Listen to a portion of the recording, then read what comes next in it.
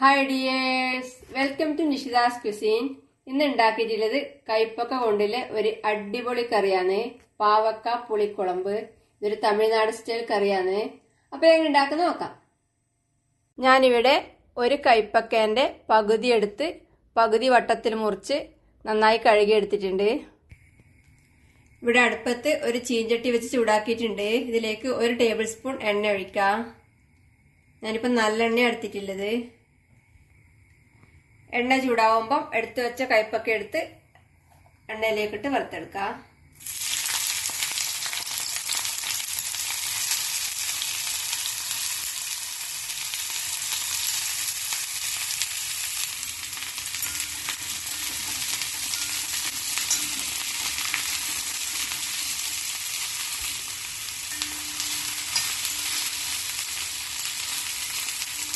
ഇത് ഏകദേശം ഒരു 2-3 മിനിറ്റ് തീ കുറച്ച് ഇതുപോലെ വഴറ്റിയെടുക്കാം. ഇപ്പോൾ കൈപ്പക്ക പാകത്തിന് വറുത്തിട്ടായിട്ടുണ്ട്. ഇതിലേക്ക് കുറച്ച് ഉപ്പും 2 നുള്ളി മഞ്ഞൾപ്പൊടിയും ചേർത്ത് ഒന്ന് ഇളക്കി കൊടുത്ത ശേഷം എണ്ണയിൽ നിന്ന് കോരിയെടുക്കാം.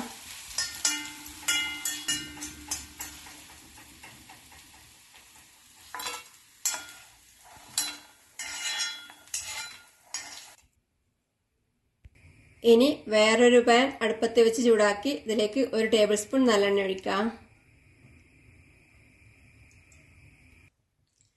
എണ്ണ ചൂടാവുമ്പോൾ ഇതിലേക്ക് 1/2 ടീസ്പൂൺ കടുകും 1/4 ടീസ്പൂൺ ഉലുവയും ഇട്ട് പൊട്ടിക്കാം. കടുകും ഉലുവയും പൊട്ടിക്കഴിയുമ്പോൾ ഇതിലേക്ക് ഒരു 10 ചെറിയ ഉള്ളി മുറിച്ചതും ഒരു 8 വെളുത്തുള്ളി മുറിച്ചതും കുറച്ച് കറിവേപ്പിലയും ചേർത്ത് വഴറ്റാം. ഉള്ളിയും വെളുത്തുള്ളിയും വാടി തുടങ്ങുമ്പം ഇതിലേക്ക് 2 തക്കാളി ചെറുതായി മുറിച്ച് ചേർത്ത് വഴറ്റാം.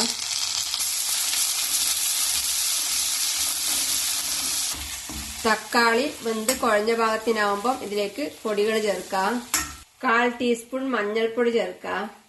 1 ടീസ്പൂൺ മുളക് പൊടി ചേർക്കാം. 2 ടീസ്പൂൺ മല്ലിപ്പൊടി ചേർക്കാം. 1 ടീസ്പൂൺ സാമ്പാർ പൊടി ചേർക്കാം. ഇത് ഞാൻ വീട്ടിൽ തന്നെ പൊടിച്ചുണ്ടാക്കിയ സാമ്പാർ പൊടിയാണ്. ഇതിന്റെ റെസിപ്പി നേരത്തെ ഇട്ടിട്ടുണ്ട്. ലിങ്ക് വേണമെങ്കിൽ ഡിസ്ക്രിപ്ഷനിൽ കൊടുക്കാം. ഇത് ഇളക്കി വഴറ്റാം.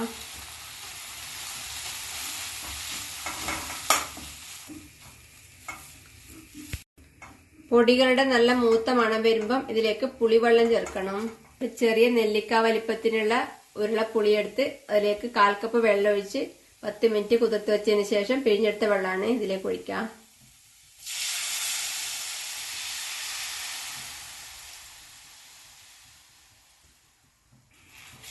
ഇതൊന്ന് ഇളക്കി കൊടുക്കാം.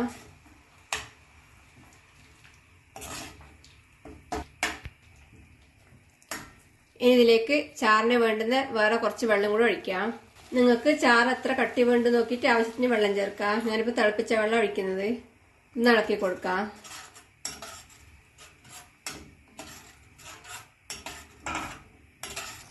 ഇനി ഇതിലേക്ക് ആവശ്യത്തിന് ഉപ്പ് ചേർത്ത് ഇളക്കി കൊടുക്കാം. ഇനി ഇതിലേക്ക് നേരത്തെ വറുത്ത് മാറ്റി വെച്ച കൈപ്പക്ക ചേർക്കാം.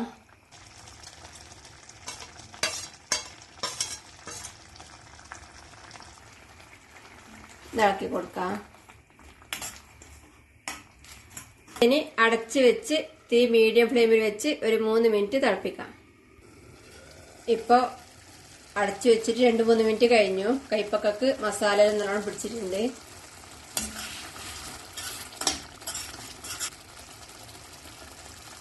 ഇനി ഇതിലേക്ക് 1 ടീസ്പൂൺ ശർക്കരപ്പൊടിയും കൂടെ ചേർത്ത് ഇളക്കി കൊടുത്ത ശേഷം തീ ഓഫ് ചെയ്യാം.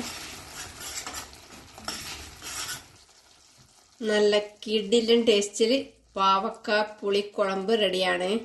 ഇതിന് വേറൊരു ബൗളിൽ വിളമ്പാം. നല്ല കിടിലൻ ടേസ്റ്റാണ്. ഇത് മാത്രം മതി ചോറിന്.